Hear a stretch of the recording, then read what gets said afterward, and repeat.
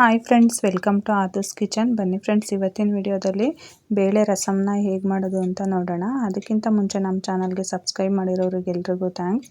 Subscribe ಮಾಡದೆ ವಿಡಿಯೋನ ನೋಡ್ತಾ ಇದ್ದರೆ ಈಗಲೇ ಸಬ್ಸ್ಕ್ರೈಬ್ ಮಾಡ್ಕೊಳ್ಳಿ. ವಿಡಿಯೋ ನೋಡಿದ್ಮೇಲೆ ಒಂದು ಲೈಕ್ ಮಾಡೋದನ್ನ ಮರಿಬೇಡಿ.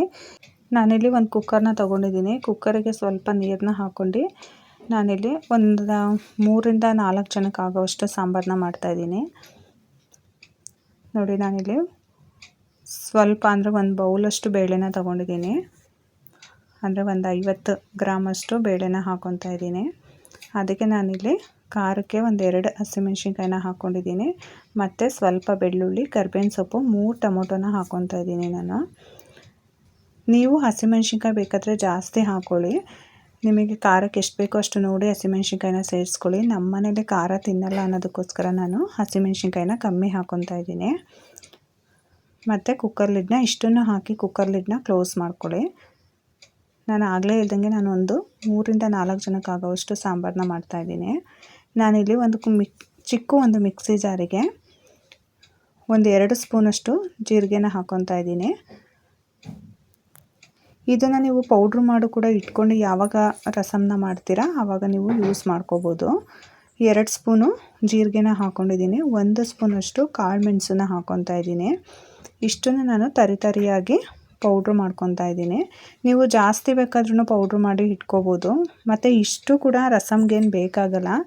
ಸ್ವಲ್ಪ ಹಾಕಿದ್ರೆ ಅಂದರೆ ಮಿಕ್ಸಿ ಜಾರಲ್ಲಿ ಸಣ್ಣ ಆಗಲ್ಲ ಅನ್ನೋದಕ್ಕೋಸ್ಕರ ನಾನು ಇಷ್ಟು ಹಾಕ್ಕೊಂಡು ನಾನಿಲ್ಲಿ ತರಿಯಾಗಿ ಪೌಡ್ರ್ ಮಾಡ್ಕೊತಾ ಇದ್ದೀನಿ.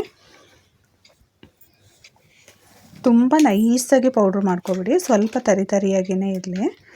ನೋಡಿ, ಈ ಥರ ಸ್ವಲ್ಪ ತರಿಯಾಗಿ ಪೌಡ್ರ್ ಮಾಡ್ಕೊಳ್ಳಿ.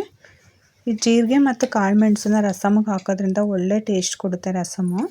ಈಗ ನೋಡಿ, ಬೇಳೆ ಚೆನ್ನಾಗಿ ಬೇಯಬೇಕು. ಬೇಳೆ ಫುಲ್ಲು ಮ್ಯಾಶ್ ಆಗಬೇಕು. ಸ್ವಲ್ಪನೂ ನೀವು ಗಟ್ಟಿ ಇದ್ಬಿಟ್ರೆ ಬೇಳೆ ಚೆನ್ನಾಗಿ ಮ್ಯಾಶ್ ಆಗೋಲ್ಲ. ನೀವು ಚೆನ್ನಾಗೆ ನಾನಿಲ್ಲಿ ಒಂದು 4 ವಿಷಲ್ನ ಹೊಡೆಸ್ಕೊಂಡಿದ್ದೀನಿ. ನೋಡಿ, ಬೇಳೆ ಫುಲ್ಲು ಬೆಂದಿದೆ. ಕೆಲವೊಂದು ನೀರಿಗೆ ಬೇಳೆ ಚೆನ್ನಾಗಿ ಬೇಯುತ್ತೆ, ಕೆಲವೊಂದು ನೀರಿಗೆ ಬೇಯಲ್ಲ.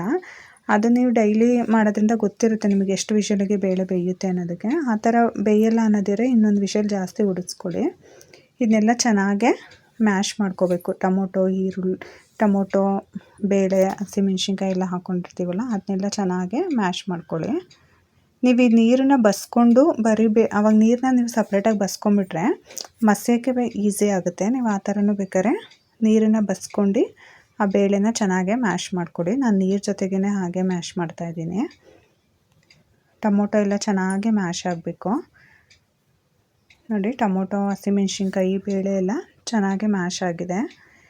ಈ ರಸಮ್ ಮಾಡೋದು ತುಂಬಾ ಈಸಿ, ತುಂಬಾ ರುಚಿಯಾಗಿರುತ್ತೆ. ನಾನಿಲ್ಲಿ ಒಂದು ಪಾತ್ರೆಗೆ ಒಂದು 2ರಿಂದ 3 ಸ್ಪೂನಷ್ಟು ಎಣ್ಣೆನ ಹಾಕ್ಕೊಂಡಿದ್ದೀನಿ. ಎಣ್ಣೆ ಸ್ವಲ್ಪ ಚೆನ್ನಾಗಿ ಬಿಸಿ ಆದಮೇಲೆ ನಾನಿಲ್ಲಿ ಸಾಸಿವೆನ ಹಾಕ್ಕೊತಾ ಇದ್ದೀನಿ. ನಾನು ಸಾಸಿವೆ ಜೊತೆಗೇ ಸ್ವಲ್ಪ ಜೀರಿಗೆನ ಮಿಕ್ಸ್ ಮಾಡಿ ಇಟ್ಕೊಂಡಿದ್ದೆ. ಹಾಗಾಗಿ ಸಾಸಿವೆ, ಜೀರಿಗೆ ಎರಡನ್ನೂ ಕೂಡ ಹಾಕಿದ್ದೀನಿ. ನಾನಿಲ್ಲಿ ಒಗ್ಗರಣೆಗೆ ಕೂಡ 1 ಹಸಿಮೆಣ್ಸಿನ್ಕಾಯಿನ ಸೇರಿಸ್ತಾ ಇದ್ದೀನಿ.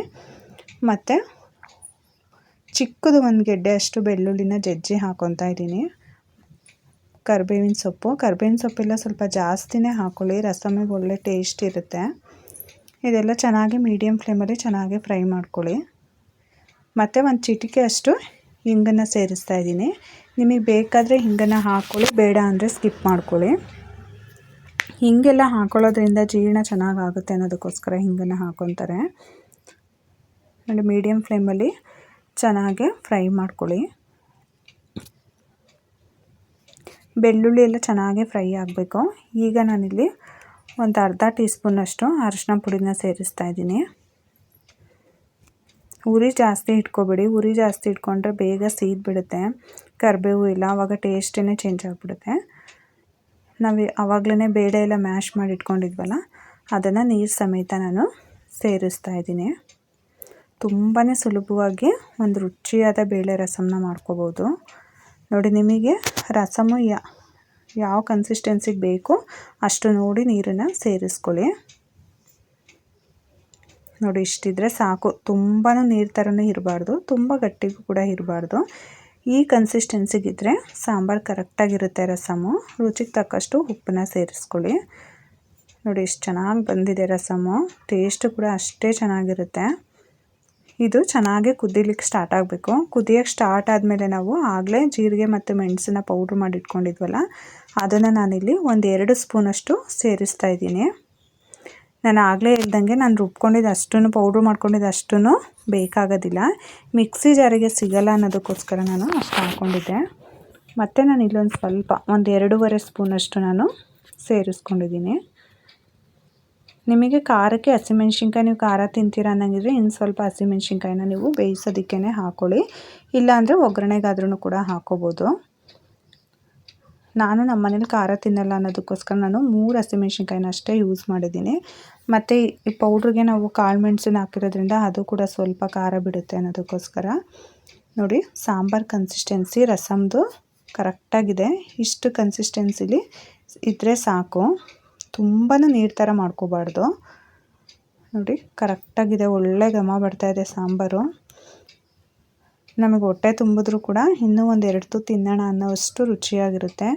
ಮಾಡೋದು ಕೂಡ ತುಂಬಾ ಸುಲಭ.